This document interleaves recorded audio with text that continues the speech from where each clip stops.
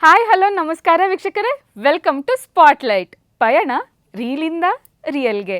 ನಾನು ನಿಮ್ಮ Harini Nataraj. Spotlight.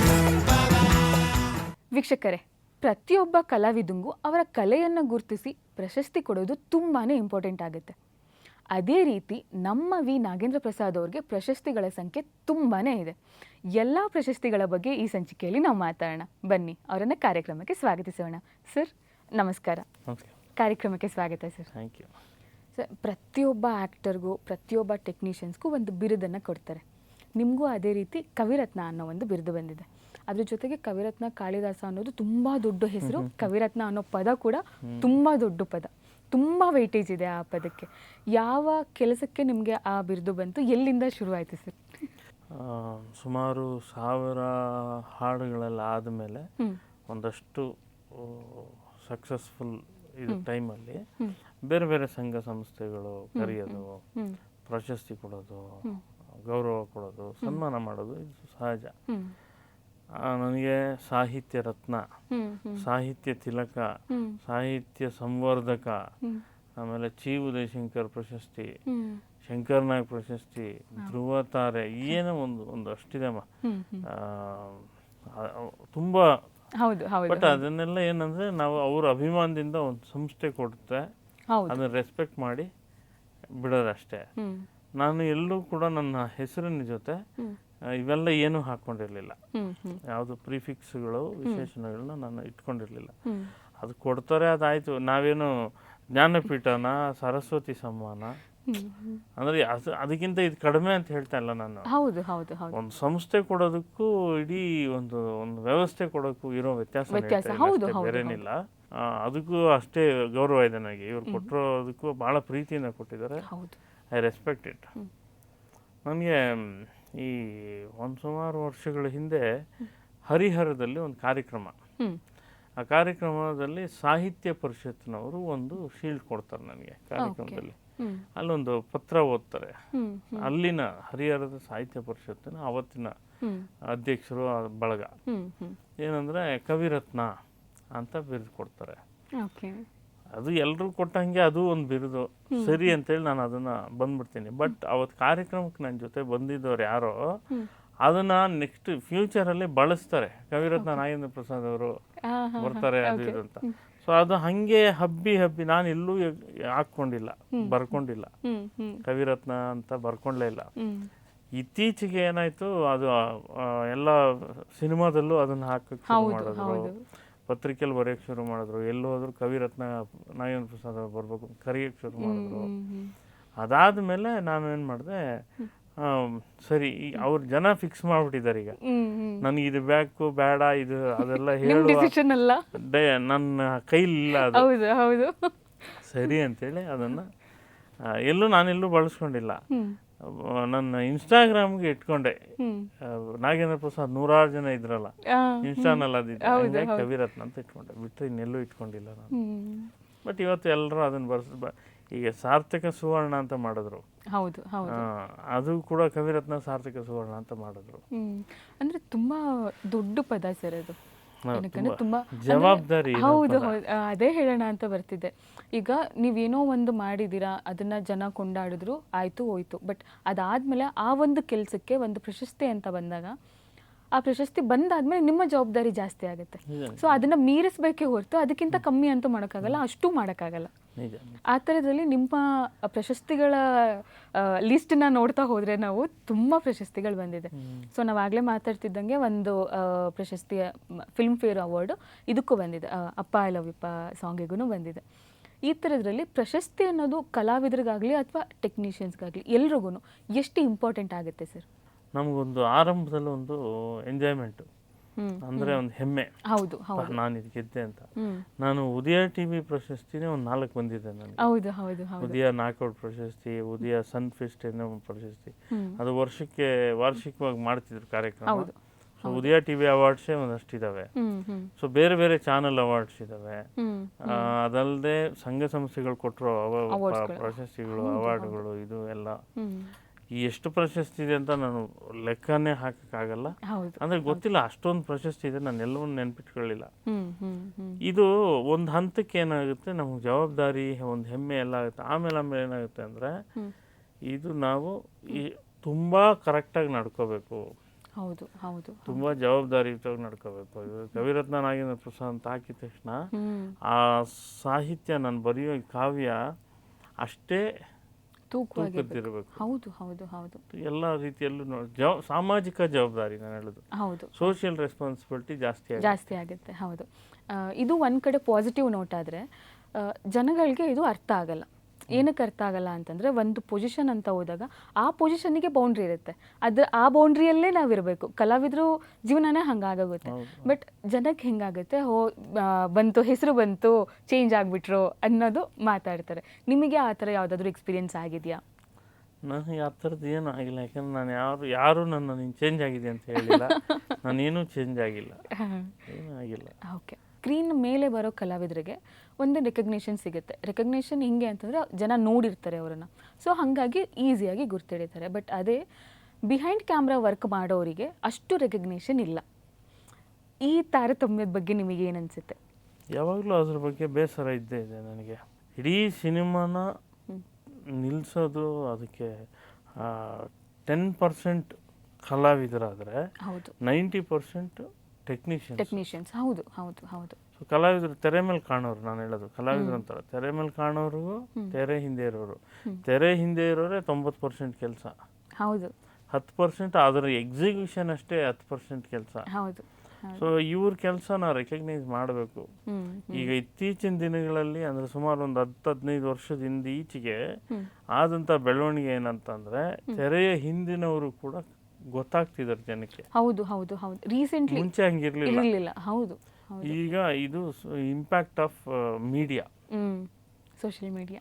Not only social media, first media ನಾನು ಹೇಳೋದು. ಈಗ ಸ್ಯಾಟಲೈಟ್ ಚಾನೆಲ್ಸ್ಗಳು, ಹೌದು ಹೌದು, ಮೀಡಿಯಾ ಎಂಟರ್ಟೈನ್ಮೆಂಟ್ ಚಾನೆಲ್ಗಳು, ನ್ಯೂಸ್ ಚಾನೆಲ್ಗಳು, ಅದರ ನಂತರ ಸೋಷಿಯಲ್ ಮೀಡಿಯಾ, ಇಷ್ಟು ಬಂದು ಈಗ ಇವತ್ತು ಪ್ರತಿಯೊಬ್ಬರು ಕಂಡುಹಿಡಿತಾರೆ. ಈಗ ಇಂಥದ್ದೊಂದು ಸಿನಿಮಾ ಆರ್ಟ್ ಡೈರೆಕ್ಟರ್ ಯಾರು ಅಂತ ನೀವು ಹುಡುಕಿದ್ರೆ ಸಿಗ್ತಾರೆ. ಹೌದು ಹೌದು ಹೌದು. ಇಂಥದ್ದೊಂದು ಸಿನಿಮಾ ಅಸಿಸ್ಟೆಂಟ್ ಡೈರೆಕ್ಟರ್ ಕೂಡ ಸಿಕ್ಬಿಡ್ತಾರೆ.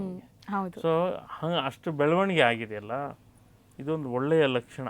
ಹೌದು. ಮತ್ತು ಸರ್, ಎಷ್ಟೋ ಜನಕ್ಕೆ ಈ ಥರ ಒಂದು ವರ್ಗ ಇದೆ ಅನ್ನೋದೇ ಗೊತ್ತಿಲ್ಲ. ಫಾರ್ ಎಕ್ಸಾಂಪಲ್ ಆರ್ಟ್ ಡೈರೆಕ್ಟರು, ಎಷ್ಟೋ ಜನಗಳಿಗೆ ಆರ್ಟ್ ಡೈರೆಕ್ಟರ್ ಇರ್ತಾರೆ, ಅವರು ಕೂಡ ಸಿನಿಮಾಗೆ ಒಂದು ಪ್ರಮುಖವಾದ ಭಾಗವನ್ನು ಇದು ಮಾಡ್ತಾರೆ ಅನ್ನೋದು ಎಷ್ಟೋ ಜನಕ್ಕೆ ಗೊತ್ತಿಲ್ಲ. ಆ ಟೈಮಲ್ಲಿ ಪಾಪ ಅವ್ರು ಮಾಡಿರೋ ಕೆಲಸಕ್ಕೂ ರೆಕಗ್ನೈಸೇಷನ್ನೇ ಸಿಗಲ್ಲ. ಹೌದು. ಇಂಡಸ್ಟ್ರಿಯಲ್ಲಿ ಸಿಗೋದು ಬೇರೆ, ಬಟ್ ಜನಗಳು ಗುರ್ತಿದ್ದು ಮಾತಾಡಿಸ್ತಾರಲ್ಲ.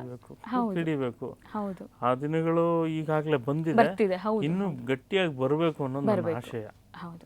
ಎಲ್ಲರದ್ದು ಕೆಲಸ ಗುರುತಿಸ್ಬೇಕಲ್ವಾ? ಹೌದು ಸರ್, ಹೌದು. ಮತ್ತು ಎಲ್ಲರೂ ಸೇರಿ ಮಾಡಿದ್ರೇನೆ ಒಂದು ಸಿನಿಮಾ ಆಗುತ್ತೆ. ಈಗ ಬರೀ ಆರ್ಟಿಸ್ಟ್ಗಳೇ ಬಂದು ಆಕ್ಟ್ ಮಾಡಿದ್ರೆ ಸಿನಿಮಾ ಆಗಲ್ಲ. ಹೌದು. ಓಕೆ ಸರ್, ಉದಯ ಚಾನಲಿಂದನೇ ನಿಮಗೆ ಬೆಸ್ಟ್ ಲಿರಿಸಿಸ್ಟ್ ಅಂತ ಅವಾರ್ಡ್ ಬರುತ್ತೆ ದುನ್ನೆ ಆ ಸಿನಿಮಾಗೆ. ಆ ಸಂದರ್ಭ ಹೇಗಿತ್ತು ಸರ್? ಅಂದರೆ 2007ನಲ್ಲೇ ಬಂದಿರೋದು ಅದು. ಆ ವರ್ಷ 2007ನಲ್ಲಿ ಅನಿಸುತ್ತಿದೆ ಯಾಕೋ ಎಂದು ಸೂಪರ್ ಡೂಪರ್ ಹಿಟ್. ತುಂಬಾ. ಹೌದು ಹೌದು. ಅದರ ಜೊತೆಗೆ ಹಿಟ್ ಆದ ಇನ್ನೊಂದು ಹಾಡು ಯಾವ್ದಾರು ಇದ್ರೆ ಅದು ಕರಿಯ ಐ ಲವ್ ಯು, ಮತ್ತು ಅದರ ಎಲ್ಲ ಹಾಡುಗಳು ಕೂಡ, ನೋಡಯ್ಯ ಕೋಟೆ ಲಿಂಗವೇ ಆಗ್ಬೋದು, ಎಲ್ಲ. ಇದು ಬಹಳ ದೊಡ್ಡ ಏನು, ಅನಿಸುತ್ತಿದೆ ಯಾಕೋ ಇಂದು ಅನ್ನೋದು ಬಹಳ ದೊಡ್ಡ ಹಿಟ್, ಇಂಡಸ್ಟ್ರಿಗೆ ಬಿಗ್ ಹಿಟ್. ಅದೊಂದು ಮೈಲ್ ಸ್ಟೋನ್ ಕನ್ನಡ ಚಿತ್ರಗೀತೆಗಳ ಪರಂಪರೆಯಲ್ಲಿ ಅದೊಂದು ಮೈಲಿಗಲ್ಲಾಗಿರುವಂಥ ಹಾಡು. ಸೊ ಆ ಹಾಡಿನ ಜೊತೆ ಇನ್ನೊಂದು ಹಾಡು ಕಾಂಪೀಟ್ ಮಾಡಿ ಅದಕ್ಕೊಂದು ಅವಾರ್ಡ್ ತಗೊಳ್ಳೋದು ಅನ್ನೋದಿದೆಯಲ್ಲ, ಇದು ಆ ಹಾಡಿಗಿರೋ ಶಕ್ತಿ, ಕರಿಯ ಐ ಲವ್ ಯು ಈಗಿರೋ ಶಕ್ತಿ. ಹೌದು ಸರ್. ಇವಾಗ ನಿಮಗೆ ನಿಮ್ಮ ಜೊತೆಯಲ್ಲಿ ಕೆಲಸ ಮಾಡೋರು ಅಂದರೆ ಎಲ್ಲರೂ ಗೀತ ರಚನೆಗಾರರೇ, ನಿಮ್ಮ ಮಧ್ಯೆ ಕಾಂಪಿಟೇಷನ್ ಇರುತ್ತೆ, ಅಂದರೆ ಹೆಲ್ದಿ ಕಾಂಪಿಟೇಷನ್ ಇರುತ್ತೆ. ಆ ಥರ ನೀವೇ ಮಾತಾಡಿಕೊಂಡು ಏನಾದ್ರೂ ಸಾಂಗ್ಗಳು ಬರೆಯೋದು, ಕಾಂಪಿಟೇಷನಲ್ಲಿ ಸಾಂಗ್ ಬರೆಯೋದು, ಆ ಥರ ಏನಾದರೂ ಇದೆಯಾ? ಆ ಥರದ್ದು ಏನು ಯಾವತ್ತೂ ಆ ಥರ ಸಂದರ್ಭ ಆಗಿಲ್ಲ. ಓಕೆ. ಒಂದೇ ಸಿನಿಮಾ ಕೆಲಸ ಮಾಡುವಾಗ ಅಕಸ್ಮಾತ್ ಜೊತೆ ಕೂತ್ಕೊಂಡ್ರೆ ಏನು ಹಾಡು, ಈ ಹಾಡು ನಾನು ಬರಿತೀನಿ, ಈ ಹಾಡು ಇವ್ರು ಬರೀತಾರಾ, ಸೊ ನಾನು ಇನ್ನೂ ಚೆನ್ನಾಗಿ ಬರಿಬೇಕು, ಹೌದು, ಅವ್ರಿಗೂ ಬಂದ್ಬಿಡುತ್ತೆ. ನಾಗೇಂದ್ರ ಪ್ರಸಾದ್ ಈ ಹಾಡು ಬರೀತಾ ಇದ್ದಾರಾ, ನಾನು ಇನ್ನೂ ಬರಿಬೇಕು ಅಂತ. ಅದು ನ್ಯಾಚುರಲ್ ಆಗಿರೋವಂಥದ್ದು. ಹೌದು. ಓಕೆ ಸರ್, 3000 ಸಾಂಗ್ಗಳಲ್ಲಿ ತುಂಬ ಸಾಂಗ್ಗಳಿಗೆ ನಿಮಗೆ ಅವಾರ್ಡ್ ಬಂದಿದೆ. ಪರ್ಟಿಕ್ಯುಲರ್ ಒಂದು ಸಾಂಗಿಗೆ, ಈ ಸಾಂಗಿಗೆ ನಾನು ಅವಾರ್ಡ್ ಬರುತ್ತೆ ಅಂತ ಎಕ್ಸ್ಪೆಕ್ಟೇ ಮಾಡಿರಲಿಲ್ಲ ಬಟ್ ಬಂತು ಅನ್ನೋ ಸಾಂಗ್ ಯಾವುದು? ಎಕ್ಸ್ಪೆಕ್ಟೇ ಮಾಡಿರಲಿಲ್ಲ ಬಂತು ಅಂತ ಯಾವ ಸಾಂಗು ಇಲ್ಲ. ಈಗ ಬ್ರಹ್ಮ ವಿಷ್ಣು ಶಿವ ಇದೆ ಹಾಲು ಕುಡಿದ್ರಿಗೆ ಸ್ಟೇಟ್ ಅವಾರ್ಡ್ ಬರಬೇಕಿತ್ತು. ಹೌದು, ಆ್ಯಕ್ಚುಲಿ ಹೌದು. ಹೌದು. ಮಜಾ ಏನಂದರೆ ಸ್ಟೇಟ್ ಅವಾರ್ಡ್ಗೆ ಕಳಿಸ್ಲಿಲ್ಲ ಆ ಸಿನಿಮಾನ. ಈ ಥರದ್ದು ಕೆಲವು ಸಲ ಆಗುತ್ತೆ ಕೆಲವು ಸಂದರ್ಭದಲ್ಲಿ. ಕಷ್ಟಪಟ್ಟು ಕೆಲಸ ಮಾಡಿದ್ರೂ ಒಂದು ಎಕ್ಸ್ಪೆಕ್ಟೇಷನಲ್ಲಿ ಕೆಲಸ ಮಾಡಿದಾಗ ಅದು ಬರಲಿಲ್ಲ ಅಂತ. ಬಟ್ ನನಗೇನು ಈ ಅವಾರ್ಡ್ಗಳು ಇದು ಅದೆಲ್ಲ ಒಂದು ಕಡೆ ಆದರೆ ಜನ ಕೊಡೋ ಅವಾರ್ಡ್ ಇದೆಯಲ್ಲ ಅದು ಈಗ ನಾನೀಗ ಹೇಳಿದ್ದು ಏನಂತ ಸ್ಟೇಟ್ ಅವಾರ್ಡ್ ಆ ಹಾಡಿಗೆ ಬರಲಿಲ್ಲ ಅಂತ, ಅದು ಒಂದು ಸಣ್ಣ ಕೊರತೆ ಅಂತ ನನಗನ್ಸುತ್ತೆ. ಬಿಟ್ಟರೆ ಕಾಮನ್ ಪೀಪಲ್ಗೆ ಬ್ರಹ್ಮ ವಿಷ್ಣು ಶಿವ ಒಂದು ನ್ಯಾಷನಲ್ ಅವಾರ್ಡ್ ಹಾಡಿದ್ದಂಗೆ ಅವ್ರಿಗೆ ಎಮೋಷನ್ ಆ ಹಾಡಿನ ಜೊತೆ. ಸೊ ಹಂಗಾಗಿ ಅವಾರ್ಡ್ಗಳು ಅಲ್ಲಿ ಗೌಣ. ಹೌದಾ, ಅಂದರೆ ಆ ಒಂದು ಪರ್ಟಿಕ್ಯುಲರ್ ಸಂಸ್ಥೆ ಗುರುತಿಸಿ ಕೊಡ್ಬೋದು ಅಷ್ಟೇ, ಬಟ್ ಎಲ್ಲ ಸಾಂಗ್ಗಳನ್ನ ಜನ ಹಾಡ್ತಾರೆ. ಹೌದು. ಓಕೆ, 2015 ಸ್ಟೇಟ್ ಅವಾರ್ಡ್ ಬರುತ್ತೆ ಸರ್. ಸ್ಟೇಟ್ ಅವಾರ್ಡ್ ಅನ್ನೋದು ಇನ್ನೂ ಒಂದು ನೆಕ್ಸ್ಟ್ ಸ್ಟೆಪ್ ಇರೋ ಥರ. ಆವಾಗ ನಿಮ್ಮ ಫೀಲ್ ಹೇಗಿತ್ತು ಸರ್? 2010 ಒಂದು ಸ್ಟೇಟ್ ಅವಾರ್ಡ್ ತೊಗೊಂಡಿದ್ದೀನಿ. Okay. 2 state award, 2010 15 4 film fair. ಹೌದು ಹೌದು. ಸೊ ಏನಿಲ್ಲ, ಫಸ್ಟು ಸ್ಟೇಟ್ ಅವಾರ್ಡ್ ಬಂದಾಗ ಒಂದು ಖುಷಿ. ಅಂದರೆ ನಾವು ಇಷ್ಟು ವರ್ಷ ಮಾಡಿದ ಕೆಲಸನ ಸರ್ಕಾರದ ಮಟ್ಟದಲ್ಲಿ ಸರ್ಕಾರ ಗಮನಿಸಿ ಒಂದು ಅವಾರ್ಡ್ ಕೊಟ್ಟಾಗ ಅದಕ್ಕೊಂದು ಒಂದು ಹಂತ ತಲುಪಿದ್ವಿ ಅಂತ. ಹೌದು. ಹಾಗೆ ಸೊ ಇನ್ನೊಂದು ಸ್ಟೇಟ್ ಅವಾರ್ಡ್ ಬಂದಾಗಲೂ ಅಷ್ಟೇ, ಯಾವಾಗಲೂ ಅದೊಂದು ಜವಾಬ್ದಾರಿ ಹೆಚ್ಚಾಗುತ್ತೆ. ಮತ್ತೆ ನಾವು ಇನ್ನೂ ಚೆನ್ನಾಗಿ ಕೆಲಸ ಮಾಡಬೇಕು ಇದು ಅಂತ ಅನ್ಸುತ್ತೆ. ಅವಾರ್ಡ್ ಕೈಲಿ ಇಟ್ಕೊಂಡಾಗ ಇಷ್ಟೆಲ್ಲ ನಾನು ಇಲ್ಲಿವರೆಗೂ ಬಂದಿದ್ದೀನಿ, ಇನ್ನು ಮುಂದಕ್ಕೆ ಇನ್ನೂ ಎತ್ತರಕ್ಕೆ ಹೋಗ್ಬೇಕು ಅಂತ ಅನ್ಸುತ್ತೆ ಯಾರಿಗಾದ್ರೂ ಅಷ್ಟೇ. ಹೌದು, ಅಂದ್ರೆ ಒಂದೊಂದು ಅವಾರ್ಡ್ಗೂ ಜವಾಬ್ದಾರಿ ಜಾಸ್ತಿ ಆಗ್ತಾ ಹೋಗುತ್ತೆ. ಹೌದು, ಮತ್ತೆ ನಾವು ಕೆಲಸ ಮಾಡೋ ರೀತಿನೂ ಚೇಂಜ್ ಆಗ್ತಾ ಹೋಗುತ್ತೆ ಅವಾರ್ಡ್ ಬಂದ್ಮೇಲೆ. ರತ್ನತ್ರಯರು ಅಂತ ಉದಯ್ ಶಂಕರ್, ಚಿ ಉದಯಶಂಕರ್ ಅವರು, ಆರ್ ಎನ್ ಜಯಗೋಪಾಲ್ ಅವರು, ವಿಜಯ ನರಸಿಂಹ, ಈ 3 ಜನನ ಕನ್ನಡ ಚಿತ್ರರಂಗದ ರತ್ನತ್ರಯರು ಅಂತ ಕರೀತಾರೆ. 3 ಜನ ರತ್ನಗಳು ಅಂತ. ಆಯ್ತಾ, ಈಗ ನನಗೆ ಕವಿರತ್ನ ಅಂತ ಇಟ್ಕೊಂಡ್ಬಿಟ್ಟು ನನಗೆ ಈಗ ಅದಕ್ಕೆ ಎಷ್ಟು ದೊಡ್ಡ ಜವಾಬ್ದಾರಿ ನೋಡಿ ನಮಗೆ. ಹೌದು ಹೌದು ಅಲ್ವಾ? ಅವ್ರ ಹೆಸರು, ಅವ್ರ ಕೀರ್ತಿ, ಅವ್ರ ಕೆಲಸ ದೊಡ್ಡದು. ನಮ್ದು ಅಷ್ಟೇ ಜವಾಬ್ದಾರಿಯಿಂದ ಕೂಡಿರ್ಬೇಕಾಗತ್ತೆ ಕೆಲಸ. ಸೊ ಯಾವಾಗಲೂ ಅಷ್ಟೇ ಈ ಅವಾರ್ಡ್ಗಳು, ಸ್ಟೇಟ್ ಅವಾರ್ಡು, ಇನ್ನೊಂದು ಅವಾರ್ಡು, ಫಿಲ್ಮ್ ಫೇರ್ಗಳು, ಸೈಮಾ ಏನೇನಿದಾವೆ ಎಲ್ಲ ಅವಾರ್ಡ್ಗಳು ಕೂಡ ಇನ್ನಷ್ಟು ಚೆನ್ನಾಗಿ ಬರೀಬೇಕು, ಇನ್ನಷ್ಟು ನಾನು ದುಡಿಬೇಕು, ಕೆಲಸ ಮಾಡಬೇಕು, ಮೈ ಬಗ್ಗಿಸ್ಬೇಕು, ಸೋಂಬೇರಿತನ ಬಿಡಬೇಕು, ಇದೆಲ್ಲ ಬಂದ್ಬಿಡುತ್ತೆ ತಲೆಗೆ. ಆ ಪಾಯಿಂಟಲ್ಲಿ ಎಷ್ಟು ಓವರ್ವೆಲ್ಮ್ ಆಗಿಬಿಡ್ತೀವಿ ಅಲ್ಲ. ಸ್ಟೇಟ್ ಅವಾರ್ಡ್ಸ್ ಅಂದರೆ ಪರ್ಟಿಕ್ಯುಲರ್ಲಿ ತುಂಬ ಹೆಚ್ಚಾಗಿ ಗುರುತಿಸೋ ಅವಾರ್ಡ್ಗಳು ಯಾವ್ದಾವ್ದಿದೆ ಅದೆಲ್ಲ ಇನ್ನೊಂದು ಸ್ವಲ್ಪ ಜಾಸ್ತಿ ಎಕ್ಸೈಟ್ ಆಗಿ ಇಲ್ಲಪ್ಪ ಚೆನ್ನಾಗಿ ಕೆಲಸ ಮಾಡೋಣ ಅನ್ನೋ ಥರನೇ ಅನಿಸುತ್ತೆ. ಬಟ್ ಹೌದಲ್ಲ ಸರ್, ಪ್ರತಿಯೊಬ್ಬ ಕಲಾವಿದಂಗೂ ಇದು ತುಂಬ ಇಂಪಾರ್ಟೆಂಟ್ ಆಗುತ್ತೆ. ಗುರುತಿಸಿದಾಗ ಹೌದು ಗುರುತಿಸ್ತಿದ್ದಾರೆ, ನಾನು ಇನ್ನೂ ಚೆನ್ನಾಗಿ ಮಾಡಬೇಕು ಅನ್ನೋ ಕಾನ್ಫಿಡೆನ್ಸ್ ಬರುತ್ತೆ ಅವಾಗ. ಹೌದು, ನಮ್ಮ ಕನ್ನಡ ಇಂಡಸ್ಟ್ರಿಯಲ್ಲಿ ಅಂದರೆ ನಾನು ಯಥೇಚ್ಛವಾಗಿ ಕೇಳಿರೋದು ಅದೇ ಮಾತು, ರೈಟರ್ಸ್ಗಳಿಗೆ ಅಷ್ಟೊಂದು ಪ್ರಾಮುಖ್ಯತೆ ಇಲ್ಲ. ಅಂದರೆ ಬೇರೆ ಇಂಡಸ್ಟ್ರಿಗಳಿಗೆ ಕಂಪೇರ್ ಮಾಡಿದರೆ ರೆಕಗ್ನೈಸೇಷನ್ ಆದರೂ ಆಗ್ಬೋದು ಮತ್ತು ಪೇಮೆಂಟ್ ವೈಸಲ್ಲಾದರೂ ಆಗ್ಬೋದು. ನಿಮ್ಮ ಅಭಿಪ್ರಾಯ ಏನು ಸರ್? ನಿಜ, ಒಂದೇ ವರ್ಡ್ ನಿಜ, ಹೇಳ್ತಾರೆ ನಿಜ. ಮತ್ತು ಯಾಕೆ ಈ ಪ್ರಶ್ನೆ ನಿಮಗೆ ಬರುತ್ತೆ ಅಂದರೆ ತುಂಬ ಜನ ಹೇಳಿದ್ದಾರೆ. ಹೌದು ಹೌದು ಹೌದು, ತುಂಬ ಜನ ಯಾಕೆ ಹೇಳ್ತಾರೆ ಅಂದರೆ ನಿಜ ಆಗಿದೆ ಅದಕ್ಕೆ ಹೇಳ್ತಾರೆ. ನಮ್ಮಲ್ಲಿ ತುಂಬ ಮೈನಸ್ ಏನು ಅಂತಂದರೆ ಪೆನ್ನು ಪೇಪರ್ಗೆ ವ್ಯಾಲ್ಯೂ ಕೊಡದೇ ಇರೋದೇ ಮೈನಸ್. ನೀವು ಅದೇ ಜೀವಾಳ, ಅದೇ ತಾಯಿ ಗರ್ಭ ಇದ್ದಂಗೆ. ಹೌದು ಹೌದು ಹೌದು. ಅದು ಡೈರೆಕ್ಟ್ರು, ಕಥೆಗಾರ, ಸಂಭಾಷಣೆಕಾರ, ಗೀತರಚನೆಕಾರ, ಇವನು ತಾಯಿ. ಒಂದು ಸಿನಿಮಾಗೆ ಒಂದು ಸ್ಕ್ರಿಪ್ಟ್, ಇಡೀ ಸಿನಿಮಾ ಸ್ಕ್ರಿಪ್ಟ್ಗೆ ತಾಯಿ ಅದು ಬರಹಗಾರ. ಅದು ಡೈರೆಕ್ಟ್ರೇ ಕಥೆಗಾರ ಆಗಿರ್ಬೋದು, ನಾನು ಹೇಳೋದು ಅವ್ನು ಕಥೆಗಾರ ಆಗಿರ್ತಾನಾಗ ಫಸ್ಟು.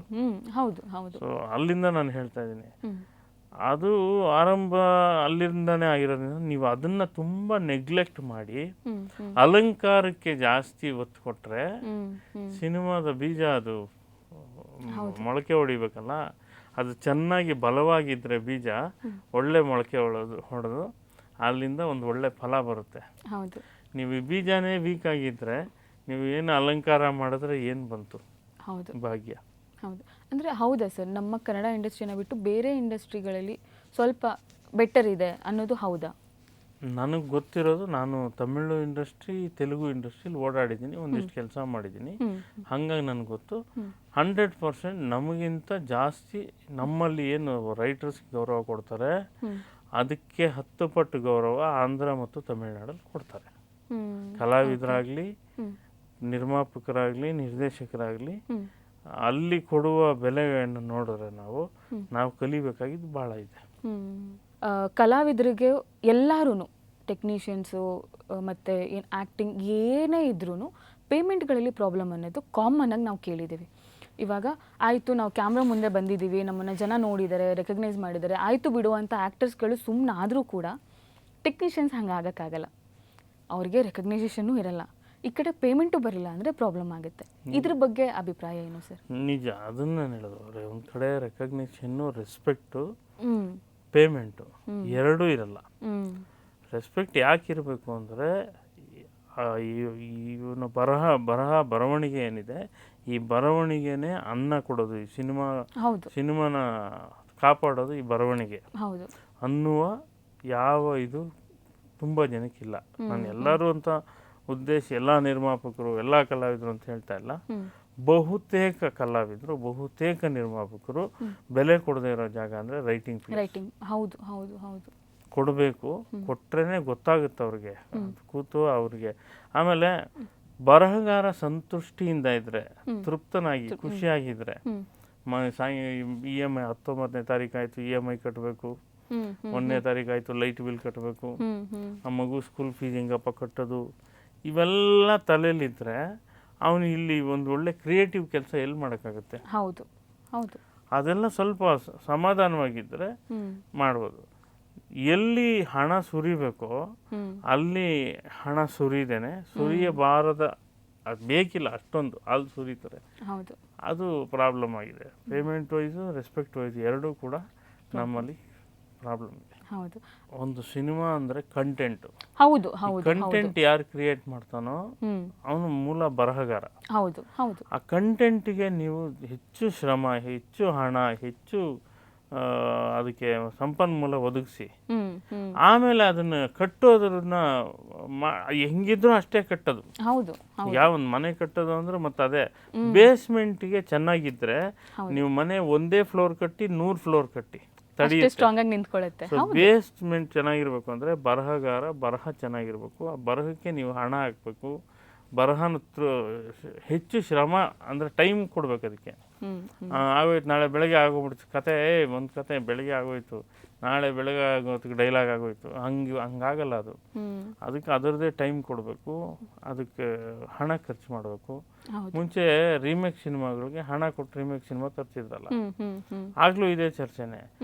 ಆ ರೀಮೇಕ್ ಸಿನಿಮಾಗೆ ಲಕ್ಷ ಕೊಡೋದನ್ನ ಅದ್ರಲ್ಲಿ ಅರ್ಧದಷ್ಟು ದುಡ್ಡು ಒಬ್ಬ ರೈಟ್ರಿಗೆ ಕೊಟ್ಬಿಟ್ಟು ಒಂದು ಒಳ್ಳೆ ಕತೆ ಮಾಡಪ್ಪ ನೀನು ಅಂದ್ಬಿಟ್ರೆ ಅವನು ರಾತ್ರಿ ಆಗ್ಲೂ ಕೂತ್ಕೊಂಡು ಅದ್ಭುತವಾಗಿ 4 ಕತೆ ಮಾಡಿಕೊಟ್ಬಿಡ್ತಾನೆ.